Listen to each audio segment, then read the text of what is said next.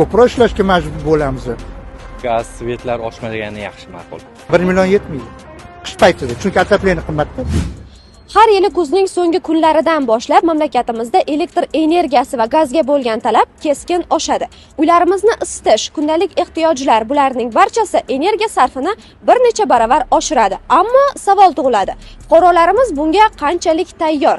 Energiyani tejash bizning kundalik odatimizga aylanganmi? Bugun biz fuqarolar fikrini bilamiz va qish mavsumiga oqilona tayyorgarlik sirlari bilan bo'lishamiz.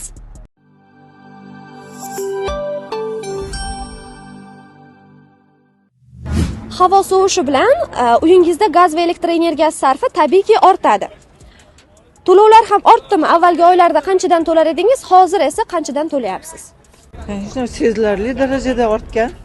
Men 650 ming so'm отоплениеga qish paytida to'layman 145 kvadratimga. Endi hozir bu oy endi yoqildi, borganimda hozir bilmadim, oshgan bo'lsa qo'shib to'laymiz, oshmagan bo'lsa o'shani to'laymiz.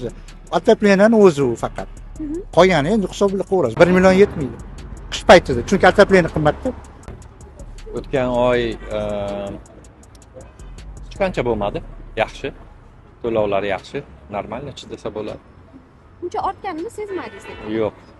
Bu hozir o'sha adashmasam. Hozircha Men olmalıdaman. Bizda yaxshi, lekin gaz ham hammasi Xudoga shukr. Yetib turibdi. to'lovlarda hali o'zgarish sezmadingiz? Yo'q, o'zgarish sezmadim. Endi bundan bir oy sezmasa. Hozircha ko'p ham ortgani yo'q. Shu to'lovda to'lab turibmiz. Ha, hozircha sezilgani yo'q, to'lov. Qish mavsumining o'rtasiga kelib bu vaziyat o'zgaradimi? Bilmasam, endi o'zgarsa kerak. To'lovlar ortgani sizni boshqa xarajatlaringizga ham ta'sir o'tkazdimi? O'tkazyaptimi ya'ni? O'tkazilyapti, конечно, bir-biriga ta'siri juda ham katta. Ayniqsa nafaqadagilarga bu juda ham sezilarli darajada. Albatta, nega ta'sir qilmaydi?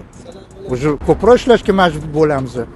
Shu ta'sir qiladi albatta, nimaga? Uyga 4 ta non olib kirmaymiz, 2 ta non olib kiramiz endi. Bo'ldi, nima qilamiz boshqa? Albatta o'tkazadi. Xohlardimki, что gaz, svetlar oshmagani yaxshi ma'qul. Chunki to'lovni qiladiganlar bor, qilolmaydiganlar bor. Har xil odamlar borda. Albatta ta'sir qiladi. Sabab 4 ta studentlar bor. Hammasi ikkitasi bitiradigan. Men oddiy ish bo'lib ishlayman. Men harakat qilyapman lekin. Ha, ozroq barib o'tkazadi. Qishda energiyani tejash uchun qaysi usullarni oilaviy qo'llaysizlar? Shaharda menimcha faqat gaz, elektr juda qimmatga tushib ketadi gaz. Kichkinaroq anaqa lampalar olishga, stиральный mashina, yo'q, hammasini olib qo'yamiz. Kunduz kuni. U ham ma'lum darajada sezilmas, u ham da. Cho'chikdan foydalanamiz, bo'l. Qancha ekonom qilsak o'zimizga shuncha foyda. Endi uni ham tejab bilan chegarasi bo'ladi. LED lampalar bor. Almashtirganmiz. Iloji boricha harakat qilamiz, что kamroq yoqishga. Kerak emas joylarda o'chiramiz vaqtida. Iloji boricha ekonom gaz ishga o'qish ketganda o'chirib qo'yamiz. Har kun ishda bo'lgandan keyin o'zi ko'p ham kuni bilan ishda bo'lishadi. Keyin kechqurun kelishadi. O'zidan o'zi tejaladi. Elektr energiyasini tejashning bir nechta usullari mavjud. Masalan, bugungi kunda A+ sinfidagi maishiy texnikalarni sotib olish tavsiya etiladi. Sovutgichni gaz plitasi yoki isitish radiatori yoniga o'rnatmang. Bu muzlatgichning elektr energiyasi iste'molini 20-30% ga oshiradi. Sovutgichdan foydalanganda eshigi ochiq bo'lgan har bir daqiqa uchun uning energiya sarfi 3 baravarga ortishini unutmang. Uy jihozlarini qaysi bir eng ko'p elektr energiyasini yeydi deb o'ylaysiz? Men tak choy qaynatadigan Tefal. O'sha ko'proq. Konditsioner yeydi yozda.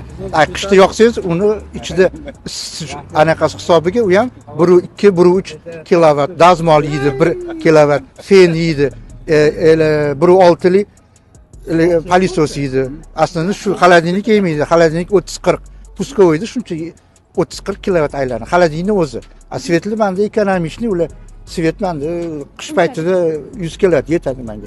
Masalan, mikrovalnovka bo'lishi mumkin. Kirish mashinasi bo'lishi mumkin. Отопление albatta, isitish.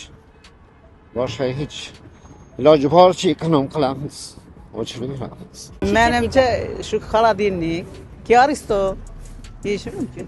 Bilasizmi, gaz plitasining olovi qozon, tova, choynak tagidan tashqariga chiqmasligi kerak.